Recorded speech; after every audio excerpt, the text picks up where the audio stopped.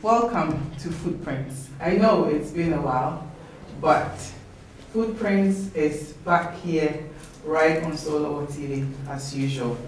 As you are aware, Footprints is an interview slot that has its purpose to showcase some of our Ghanaian individuals who have left remarkable footprints for the younger ones to emulate. And with that said, I would like to take this opportunity to take you through a few things about our guest for this new episode of Footprints. Our guest was born in Ghana. He actually completed his university education in 1985. Thereafter, he pursued his future and migrated to the Netherlands. On arrival, he also made it possible to successfully complete his master's education, which was Master of Business Administration.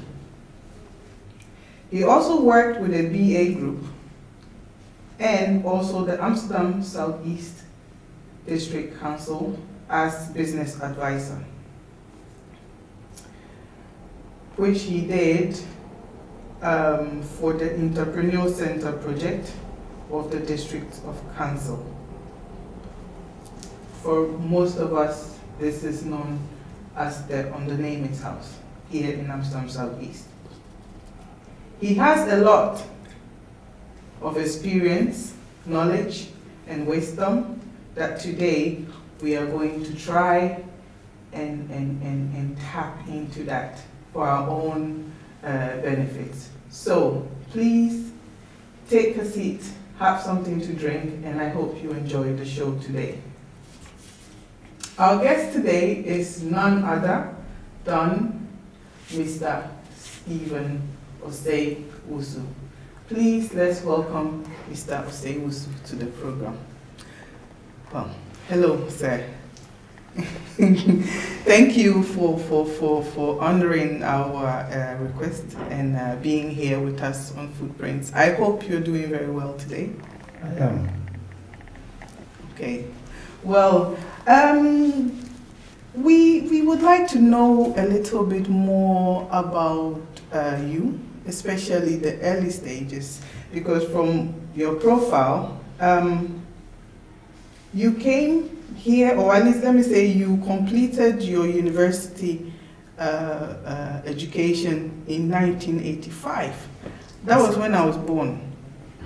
Okay. That seems to me like a very long time ago. So how was life like back then? In the first place, good evening, and thank you also for having me here. It's a pleasure talking to you. Now, the question is, I'm Steve Osei, Owusu, and I attended, like you rightly said, schools in Ghana. Actually, I did attend Kumasi High School. Okay. Proceeded to Adisanto College in Cape Coast, and then landed eventually at the UST, University of Science and Technology. Finished in 1985, and thereafter, after years national service, traveled to the Netherlands. Actually, the intention was to again further education. That brought me actually here, because before coming down here, I had applied for a school and did get the University of Amsterdam. Okay. Yes. I think in a nutshell, this is what I can say about my education. Okay. So how do you, like you said, you completed the university and you thought, well, let me try and see if I can, further my education in the Netherlands. How did that go? Was it difficult? Is it something that just happened? Like, because I know there are a lot of young people also in Ghana who have finished school, and it's not possible for everyone to say, well, I think I can go and further my education abroad and I will just get up and go. I think the probably the motivating factor was the fact that I had a junior brother here. Okay. In The Hague, and upon completing my university, I actually at the edge of furthering the education. So through him, I actually also tried to apply for school. Okay. Yes, and luckily I was offered the admission. Actually, initially I thought I was even coming here on scholarship. Okay. But when I came down here, it turned out to be a different thing. But then, with his assistance, I was able to get admission because I had been offered the admission anyway. Yeah. And started the schooling all right. But funny enough, I dropped out myself after a year's study. Okay. Because initially the intention was to enter into the IT.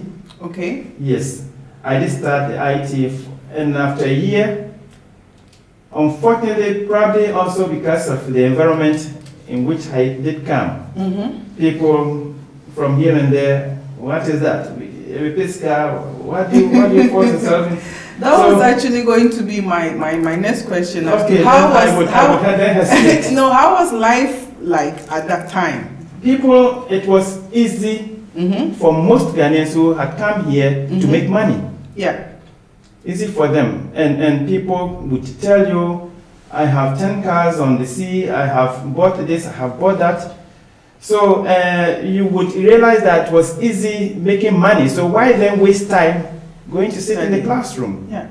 But of course, don't forget the fact that I was also proud of the fact that I was at school, because there and then there were very, very few, you can imagine, very few Ghanaians or blacks or Africans who were at the university here in abroad. Yeah. So the few that even saw me or saw a Ghanaian at the university were very proud and were even wondering, hey, look at, there is a Ghanaian there at the school. So it gave me also some pride. Yeah. And that more or less also gave me some motivating thing to proceed, except that for no reason I probably backslided. For no reason, or you have? For no genuine reasons. Okay. Backslided, and then also joined the train into this menial thing. So I also got myself to some of these menial jobs. Until later on, I realized what is this stupid thing that I'm doing. And then, again, quickly, went back. This time round, it was not the IT, but then you were surprised I was into science, entered apparently into IT, but decided to enter this time round into the management arena. So then I got again admission to the European University in The Hague to do this master's in business administration. So that makes me curious. Why did you then, as you said, you were good in science, or science was actually your thing, and then coming here, you felt that, well, let me do IT, and then we did IT for a year, and then we backslided, and when going back, we decide, well, now let's try business management. Yes. Why? It is a good thing, a good question. I would at this point, at this juncture, give thanks and all praises to somebody I would call a mentor of mine, and that is no other person than Edu Echampong. He was my schoolmate at the university, Kumasi Tech. Okay. So science and technology. He had come here and had started with this MBA thing in Utrecht. On seeing me, he quickly advised me, hey, I am there and have almost finished and that, blah, blah, blah. So he quickly encouraged me to also go into that. And without mincing words, I would say that I quickly bought his advice, and that also gave me the urge to enter into this management thing. Okay, so looking back now, do you feel that you have made the right choice? I do. I'm proud of the fact that I am a holder of an MBA thing, and have successfully also applied what I did learn, and I have done, and I'm still doing it with my full passion. Yes, well, that is very good to hear. It's very encouraging. And also going back to the early stages still, do you have some memories from Ghana, or at least where you grew up? How was that like for you? How were you like as a child? Interesting. It's quite a long time, but I think I could still make some recollections. I did attend boys' school. Okay. A very interesting school to attend. Which one was high that? school, Mass High School. Okay, yeah. The school at that time was very good at football. I like sports, even though I wasn't personally not a footballer per se, but I like sports, and we were very good at sports. And you can imagine these boys' schools and the Samamo thing. Yes, I was quite at school, but that notwithstanding, I was here and there, got myself into some of these things. Yeah. And a good recollection at that time, it's not very good to hear and or to probably even allude to it, but I still have to. We happened to be my class, I mean the year group, very brilliant students at the time. The school itself had not made that good name with respect to the academic thing, but then incidentally or whatever, our year mates were very brilliant. So during our time, 75 was the year that I made the attempt to write the GCE O levels. And we probably performed magnificently well, such that our results were cancelled. The whole year's results cancelled, the school's results. So we had to reapply and resit the exams.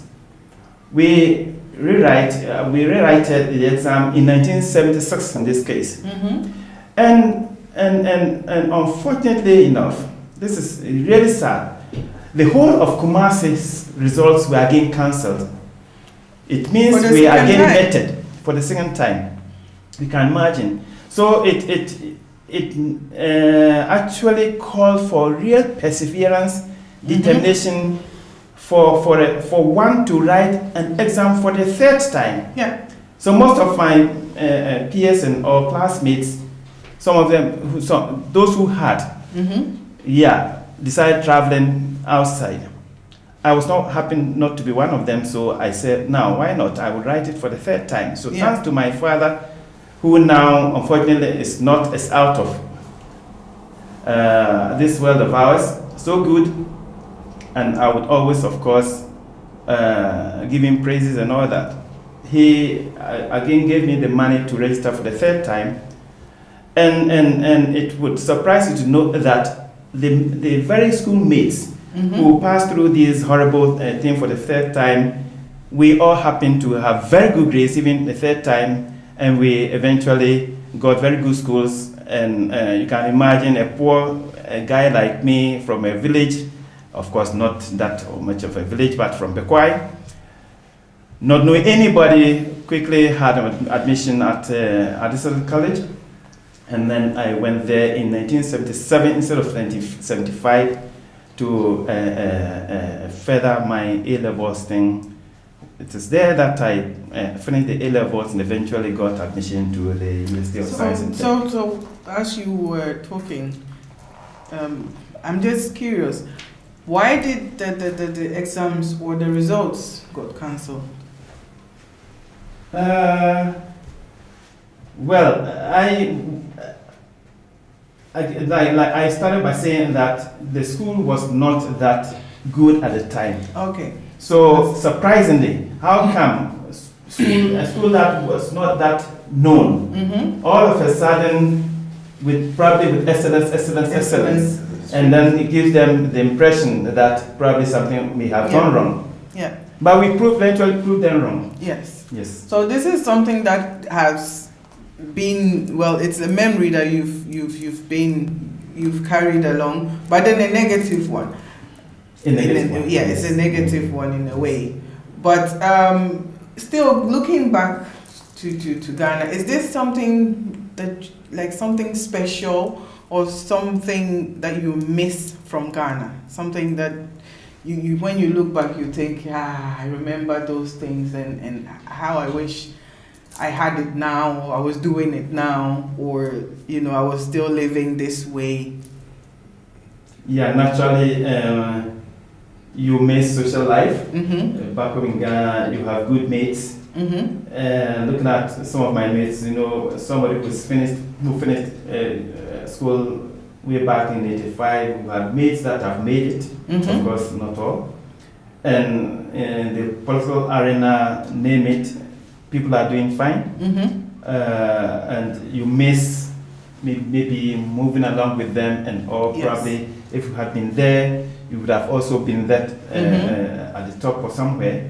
And some of these social things, I of course miss the fact that my junior ones, who I left behind years back, all of them are doing very well. I have a medical doctor, I have a lawyer, and I wished I was with them. You were actually. still with them, and then, But then, so I also know that you are an active member of. Correct me if I'm wrong or if I don't pronounce it properly, but Amansia Association. Yes, here in the Netherlands. Correct. What exactly is your position in this association? That's my first question. And what is the objective of this association, please? Okay, I wouldn't elaborate much on this issue because it's like a past tense thing. I was actually an active member and was the chairman of the association. I did that for a couple of years and contributed immensely towards the group. In fact, thanks to God, it happened to be the fact that I was into project writing myself. It's part of the usual thing that I do. And I took the opportunity and used the opportunity to be writing project at that time on behalf of the group. Okay. So each year, on a yearly basis, I was proud of the fact that Amanse happened to be, if I stand to be corrected anyway, probably the only association here that was not actually funding its activities from individuals. because because the project thing was getting us a lot of money.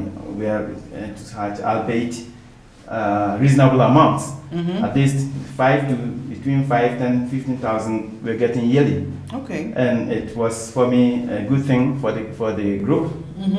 I led the group for a couple of years, but unfortunately, I am not now a member. I think I have done something for the group, and schedule timing and all my time schedules became so tight that I no longer had space, briefing space for other activities like the amount that I was serving. So unfortunately, I am out now. You're out now. But the group is still in existence? The group is still in existence. And what is the objective of it? Well, like most other, some of these social organizations, the prime objective was to help give helping hands to the members, first of all, and eventually extend some of these assistances to the area. Amase happens to be an area thing with Bekwai as its capital, but it's a big area, and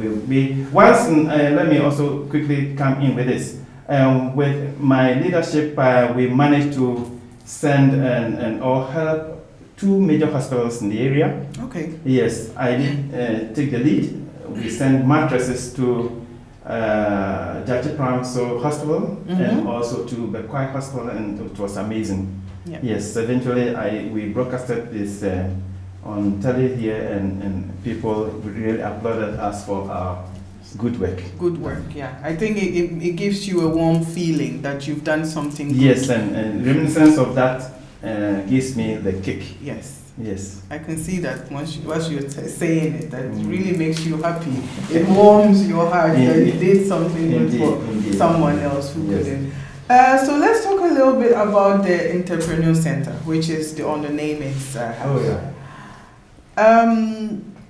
at least for the sake of my viewers, what was also the core objective of this center, and what are some of the projects that you happen to have been part of? Yes, the Daniels House happened to be a project from the District Council of Amsterdam Southeast. The main thing was to help promote businesses, small-scale businesses. And for the government at that time, the intention was to come up with a very solid alternative means of making sure that people could earn monies. Yeah. Yes, instead of probably only going into gainful employment.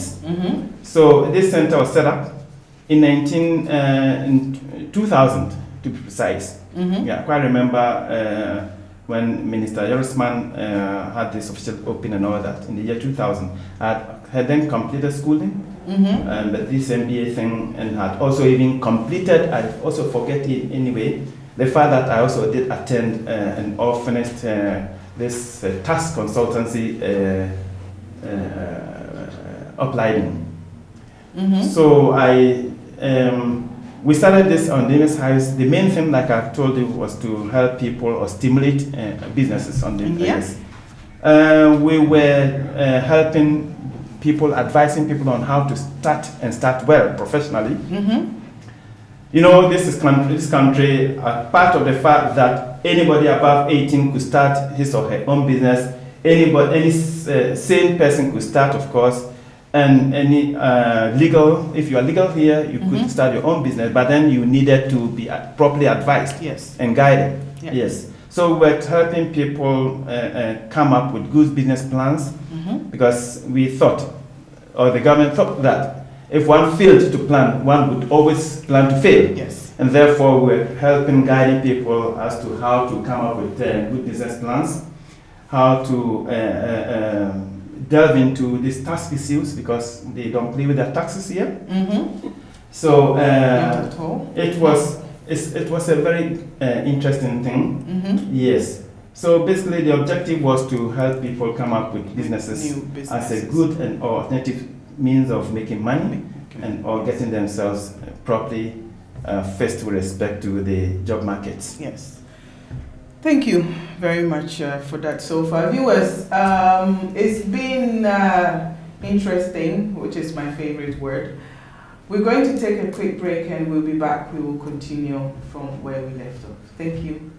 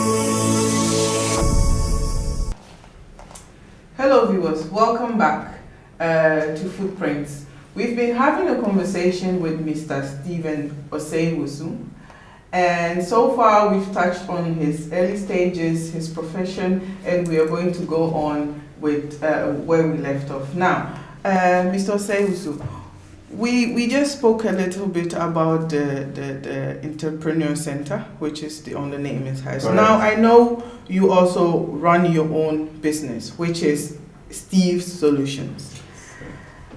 This business has been in existence for about 5 years now, which is, well, for a business, we can say is a young business. In specific terms, what does Steve's Solutions do? That I would love to know. And how has it fared so far? And any challenges that you've encountered? And what are really your own goals towards Steve Solutions? Yeah. Yes, in the first place, Steve Solutions, what does Steve Solutions do? You know, I did tell you initially that I was into this business advisory thing, and I really built, I would say, a lot of experience in the area. So I told myself, after the restructuring thing, European thing, it happened that this Onimis House thing was over. Yes. So I took the opportunity of the fact that I had really built a lot of experience and also gotten a very large clientele base. You know, with most Ghanaians as my clients at the time, and some of these Africans, Nigerians, Surinamese, name it, I decided then to start my own business in that same area. So I also then began with the writing of business plans for a few clients. I was especially also into taxes. Okay. And then in the course, I then decided also to expand. And then I entered into this pension things, a very interesting area. So in a nutshell, without probably wasting your ears, I would say that Steve Solution does a whole lot of things. Sometimes I tell people I do paperwork. Yes. Because it embodies a whole lot of things into taxes, pension issues, writing business plans, project plans for clients, keeping business administration, that I do that with a partner of mine. We also do certain things for churches. Yes, the so-called AMBI, AMBI is that thing abbreviation is Algemeen Newbie Ogen Instellingen. We try to help churches register and or have this AMBI status. So, of course, I also do very simple little things, writing and or simple reading of letters. You know, the shortcomings of some of our Ghanaians. So, and recently I've also even added this IND things, and I also help bring in spouses, husbands, wives, children of Ghanaians from Ghana, and it's going fine. So, to be very brief, I would say Steve Solution does a lot for the Ghanaian community. It's an all-round company, an all-round business, administration, and management company. Exactly. Interesting.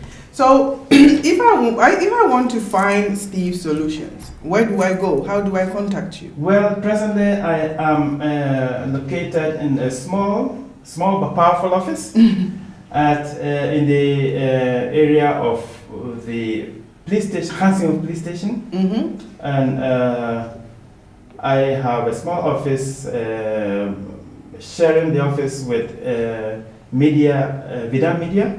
Okay. And that is Annie Romain Line number 53, and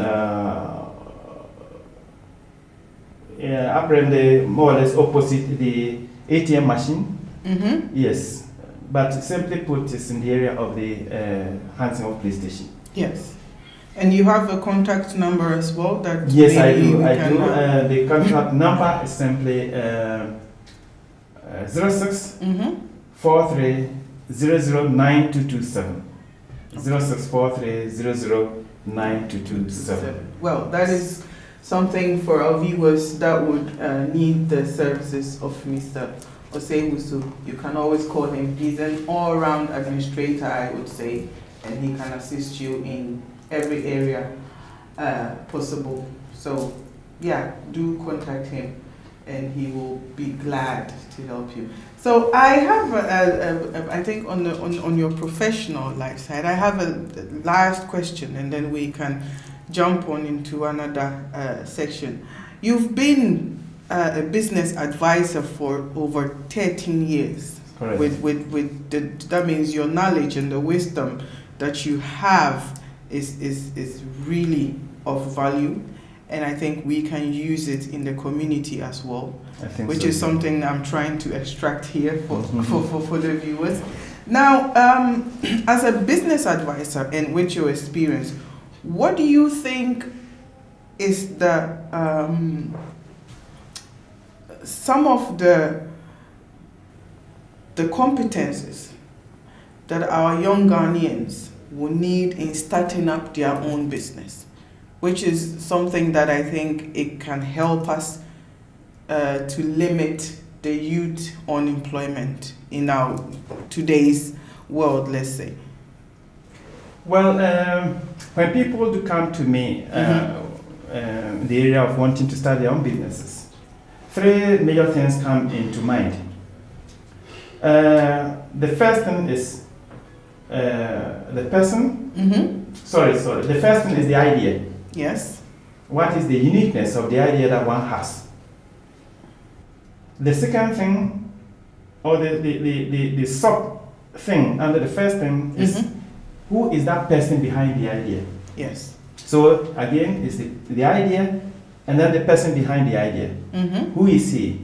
What type of knowledge has he done?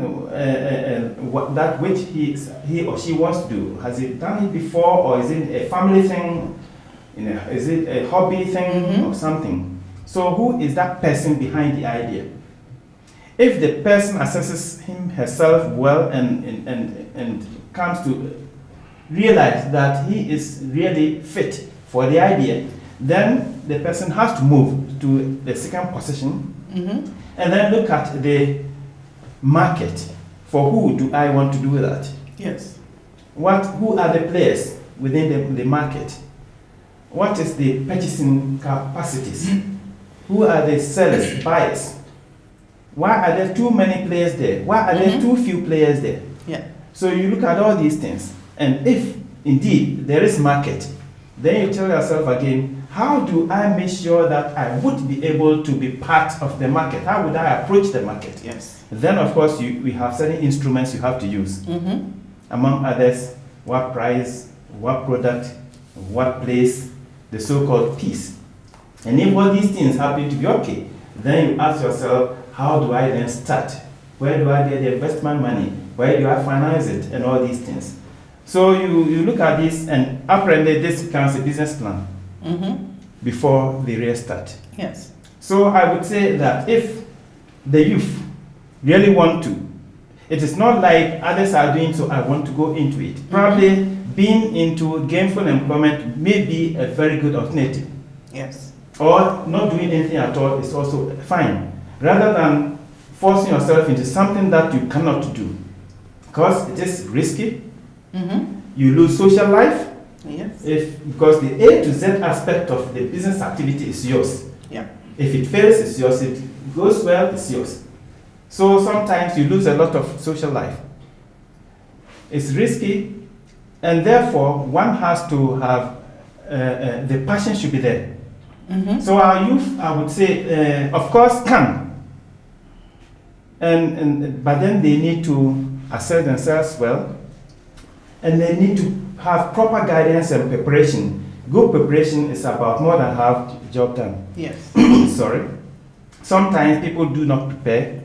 They come in or go into, and probably after failing, then they go to seek or come to seek business advice and guidance, what have you. And that is unfortunate. Yes. Well, that's a very good one there. When you were talking about the first stage and then the second stage and then the third stage, I felt like I was really back in school, like back in a marketing class, or it was really or me having the lecture of how to write a business plan. Exactly. And that's really what you just pictured out for us there just now.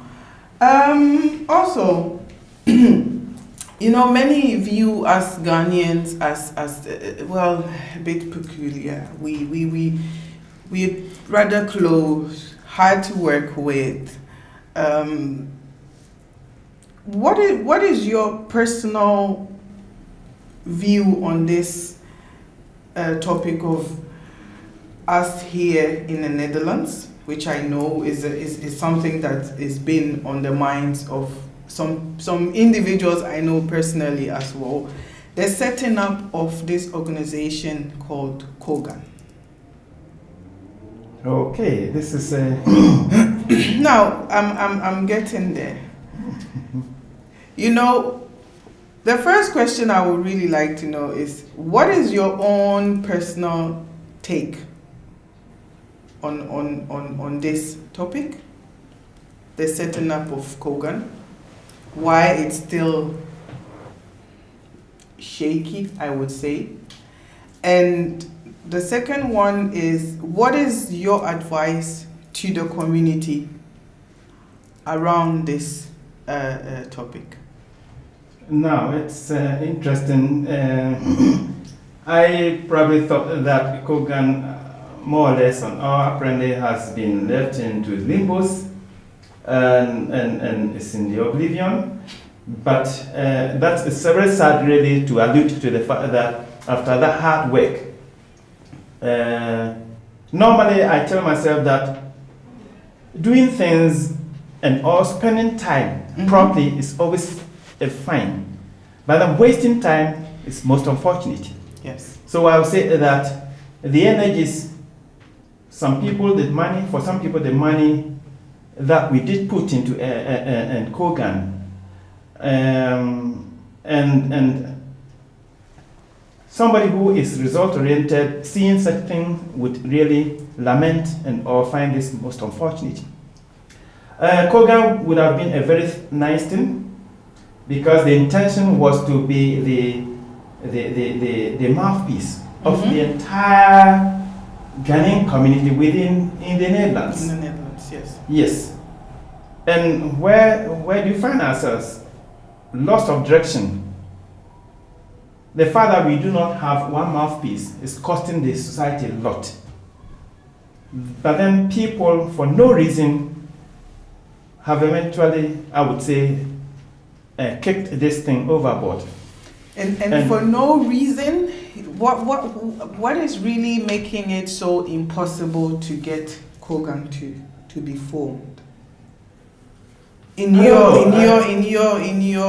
perspective. Probably some people did not understand very well the fact that Cogan was to be entirely different from existing organizations, and people think, some thought that Cogan apparently was coming to misplace or displace and or kill existing ones.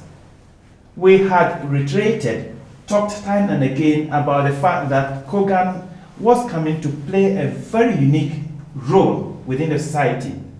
But this notwithstanding, the understanding again was difficult, having this sold to the Ghanaian. And again, unfortunately, Cogan has been rendered, I would say, totally inactive. Yes. But is there still any room for discussions? Because as you said, you felt or you feel like it wasn't clear enough to the people what Cogan is for and what it's going to do. It's not here to replace the other ones. It's not here to overtake, but it's really here to be like the umbrella which under all Ghanaians fall. So is there any room for more? Because I think, like you said, the way you talk about it, honestly, it feels like it's a forgotten something. It's something that it's like we've already stamped it failed. Yes. Which I don't want to accept. But I'm trying to see, how do you think we can still manage to really breathe some life into this? There is nothing that can't be revived and or be made to have life with respect to some of these things. But again, some of us and or some of the, one Joe Lamte, he was, and I don't know if he is still, but to the best of my knowledge, he was very instrumental in the formation of this organization. I don't know, but personally, I am tired. He may, I don't know, be tied now with respect to some of these social things. And therefore, reviving this thing needs the input of some of these starters, the initiators. The question is, even if it is to be revived, then we will still need the services of some of these initiators. Yes. So, are they prepared? Are they not tied like I am probably seeing this? If they aren't, then there is this room to probably have it revived. But the society, we need in this case also I would say the input of the society at large, because there are really from here and there people and or institutions and all that do still think that the role and or the objective for which the Cogan was set up is probably not that useful and or can be that useful. And therefore, with these negativities, it will not be easy, even if it is to be revived. Yes. Okay, we will leave that for another time. But let's get on another topic, which I think you mentioned as well whilst you were speaking. That's a very interesting part, which are the pension issues, task and pension issues. So, I mean, I know that maybe for some Ghanaians and the ones that have their own businesses, all these small entrepreneurs here and there, the knowledge about pension plans, pension schemes and tax sometimes is a bit complicated for us. And from your experience and your professional point of view, what do you think us Ghanaians now have to learn and what we need to do right to actually be able to understand these two structures? Now, it's an interesting area, very important, of course, with these taxes. Yes. And eventually also the pension thing. You know, especially taxes are it's a worldwide thing, and there isn't a single country that can be in existence well without taxes. And the Dutch does not in any way play with these taxes at all. No. You know, generally, basically, tax is what? It's a compulsory contribution that one has to pay and or give to a nation without necessarily expecting something in return on individual basis. But of course, collectively, we all are aware of the fact that the provision of hospitals, roads, name it, are through taxes. So you cannot be in Holland here, for instance, without admitting the fact that you have to pay tax. End of the year, you have to, of course, put in your tax return. And it's an interesting area. People sometimes say, oh, I'm Maboka or here and there. It's never like that. If you have a good understanding of taxes, if you are made to pay taxes, simply put, you are made to effect corrections. Something you did not do well, you have to correct them. Because in the course of the year, we do pay wage taxes. Yeah? And then at the end of the year, we then come to pay income tax. Yes. It's a very broad area, taxes generally. People, especially the Ghanaian, when they talk about belasting, they think, of course, the Dutch version is belasting, but the Ghanaian, as soon as the Ghanaian touches on belasting, it is like tax generally. Yeah. Tax is too broad.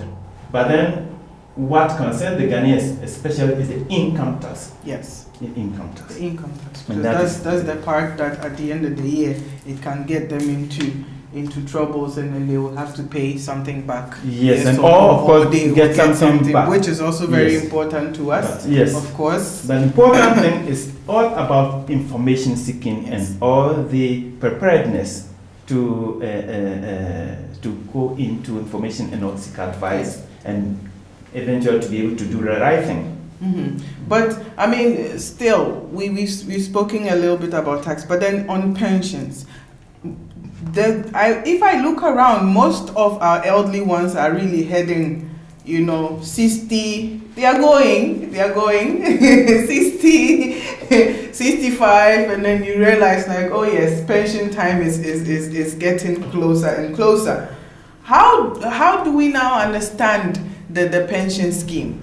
I mean, sometimes I feel like, for example, even for me as a young person, I work at a place for maybe a year or 2 or 3 years, and then once I move forward or I move on, the employment contract is then terminated, and then you get a letter from wherever the pension were being saved, and they give you the option, yes, would you like us to pay it out? Or, sometimes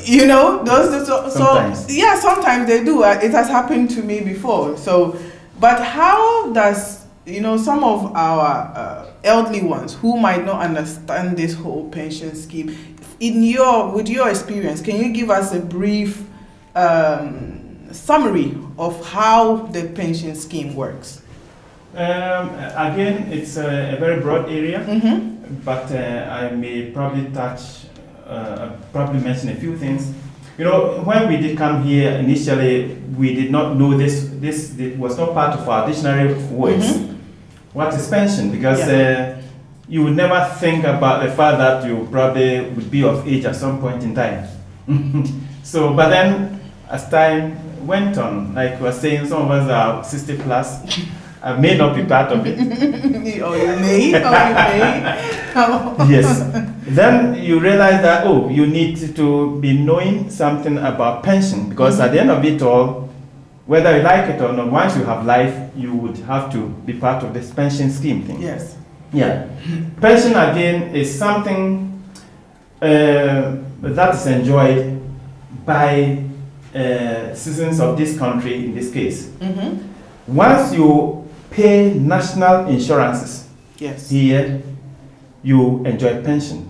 There are 3 basic, I would say, pillars, pension pillars. We have the one from the government, the old age pension.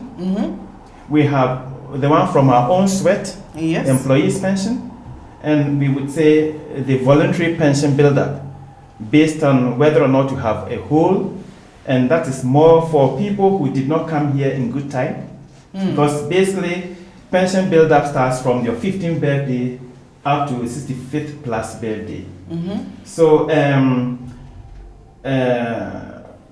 once you are here, you are legally here, and once you pay national insurances. When you talk about national insurance, we're talking about the fact that you enjoy the the unemployment thing.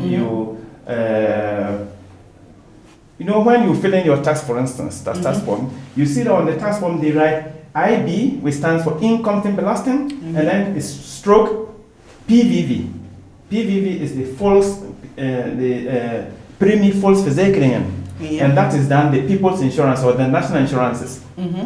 So automatically, once you fill your tax, and all you are citizens here, or naturally and automatically you do pay national insurances. And once you pay national insurances, the government makes sure that each year, a small percentage, until some 2 years back, it was 2% per year of your total income.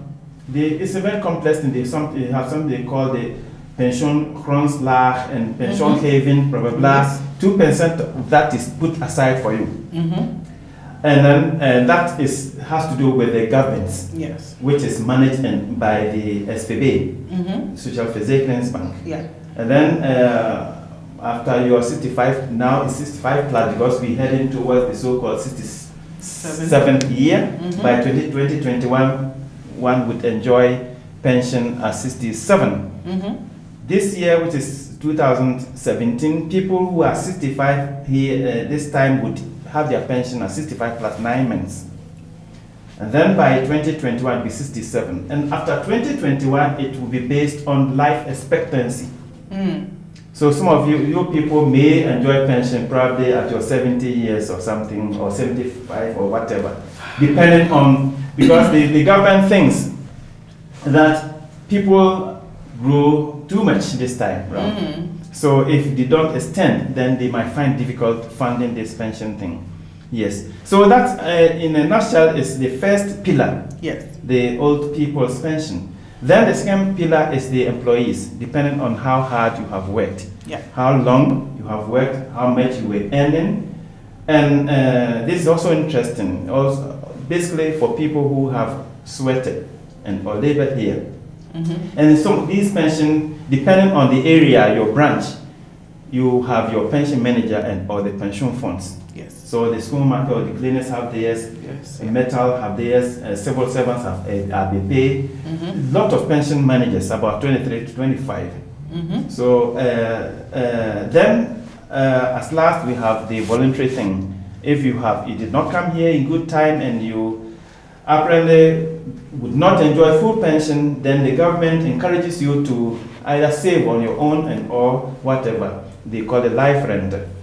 So it's interesting, complex, but let us put it this way and end it up here. And in future, if people would want to have more information, then they are most welcome. They are most welcome at Steve Solutions for lots of information, knowledge, and wisdom on pension schemes. And before I end up with this pension thing, I would encourage probably you as the youth to be all the more interested in this pension thing, because when I go to talk about this some of these pension things, like things become too late. The players over there are already there, and effecting corrections or whatever then is apparently impossible or too late.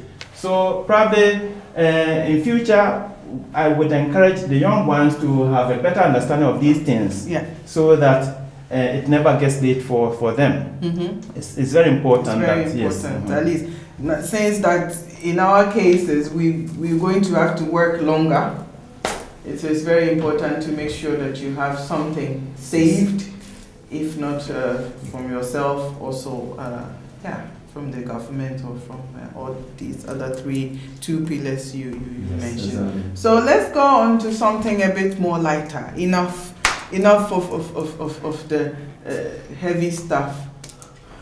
We will go on to something a bit more lighter, which should give us some breathing space. And with that said, we're going to take another break, and we will come back to you very soon. Thank you for watching.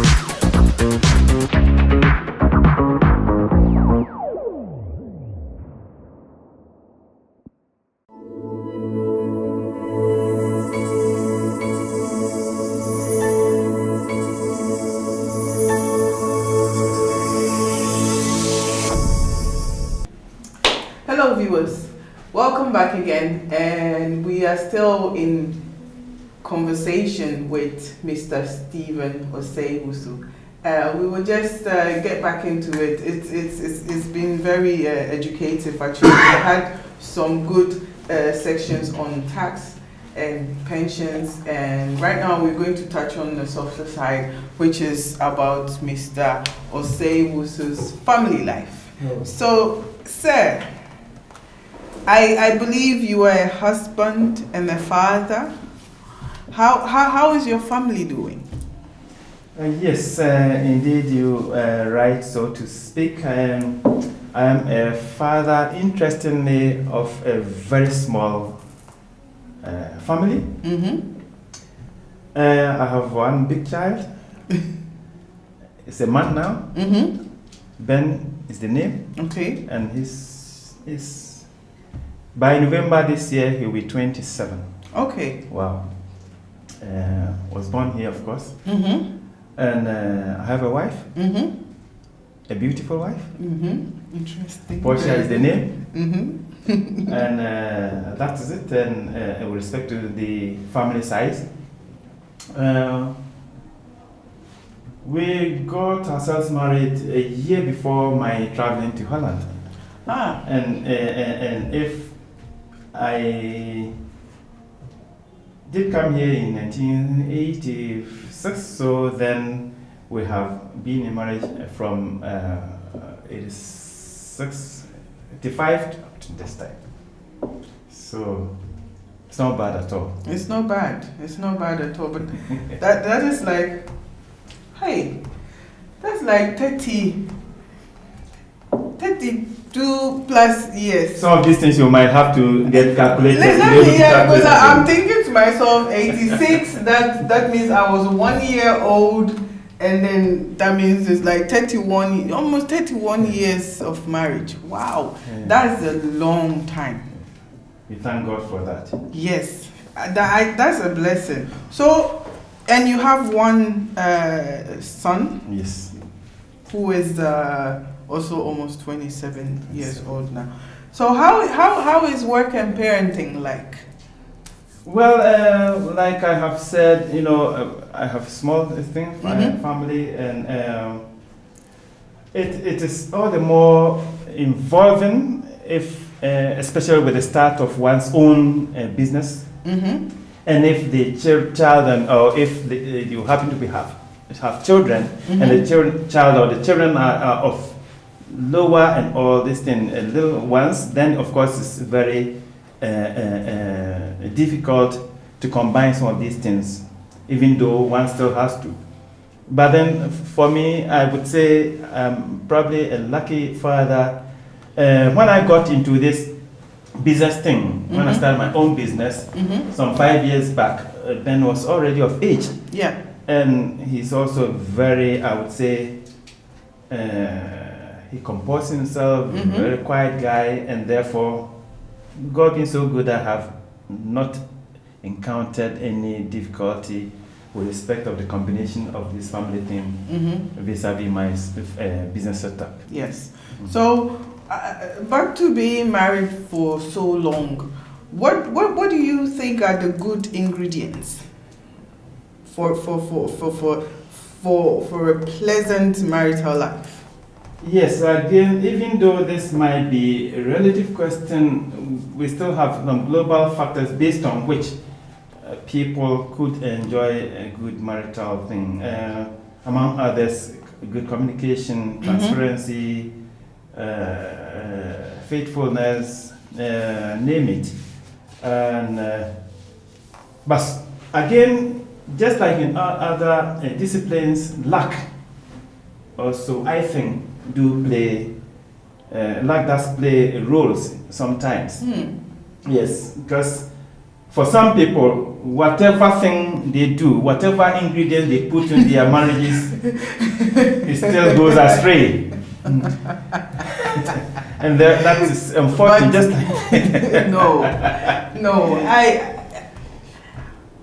for some people, no matter what they do, is still a failure. But then that is then the person. The problem is then the person. So what you're saying is you have to just be lucky to have found the right person. Yes. In other words, what yes, you're and saying. that's exactly what Okay, I mean. well then we will need to have a whole bunch of luck. Just in part, and yeah. of course, the rest you have to also be play your part as a good wife, as a good husband, and you have to also be lucky. Apart from God's guidance and help, I still believe in the fact that one still has to be lucky in a way. Yeah. You know, not only in marriage but in other everything. disciplines. Yes. So let's talk a bit more about. We're going to go into our general issue and advice section. Viewers, we've been having a conversation with Mr. Stephen Osei Owusu. We've had a talk about his early stages when he graduated from the university in Ghana. That was somewhere back in 1985 to be precise. Coming here to the Netherlands, deciding to continue his education, and then also thereafter getting into business with the Ondernemers House, where he worked for over 13 years, and he has shared so much insight on tax and pension schemes. And I personally think we would even need more time to discuss the pension schemes, because it's so broad and it's so interesting. And that's how far we are. We've also spoken about his family life. And right now we're going to discuss the general issues and advice session. And my first question is, how do you, there's a lot of challenges in our community at this point. One of it being some of the parents having to do the upbringing of their children all by themselves, which can be very challenging. They are the same people working, they are the same people taking care of the child, and sometimes it can have an effect on the development of such a child. What is your advice to parents who are now facing this challenge, as in raising their children by themselves? Yes, this is also a very salient area. It has been a very difficult thing, especially for so-called single parents. Most of the time, I pity some of our women, and I wouldn't blame too much our men, but then still, I think that our men have to be all the more helpful, because looking at the way some of our women, it's a very stressful thing that most of them go through. Apparently, I would say that it is no secret the fact that all these women do have partners. Albeit unofficial or whatever, but after most of the time after birth and all these things, it's like some of our men do shirk responsibilities, and you see our women waking up early, especially with these children, and then moving them here and there, making sure that they are at least kept somewhere, and before they chase these metros, and sometimes you meet them early in the mornings if you happen to, for a reason, yes, and then you pity them actually, you pity them. So it is not at all easy for a woman, I would say, but at the end of the day, you still have to force yourself to make things move. Because you don't have any alternative, and bills have to be paid, the child has to be cared for, and all this. And yeah, so I would only encourage or advise our men. Of course, part of the advice would also go to the women, that we try to probably make sure that we help ourselves to make sure the entire family gets to the right destination with respect to our family buildup. Yeah. Okay. So, well, I guess in a way, as he said initially, you will also have to be a bit lucky. So, and then we there's also another thing that I would like us to talk about, which is really the unemployment and this poverty problem that we have amongst the Ghanaian youth. At least we have reports showing that, well, the Ghanaian youths are not doing that well in contrast to other communities. What do you consider is the main or the major factor causing this? Now, it's also a very complex subject matter. Probably the main thing that is contributing to this unemployment thing is the fact that, our people, our youth, I would say that probably majority of them are doing well, especially at school. And they also, I think, have the passion, respect, for instance, to the starting of business and all that. Yes. But I think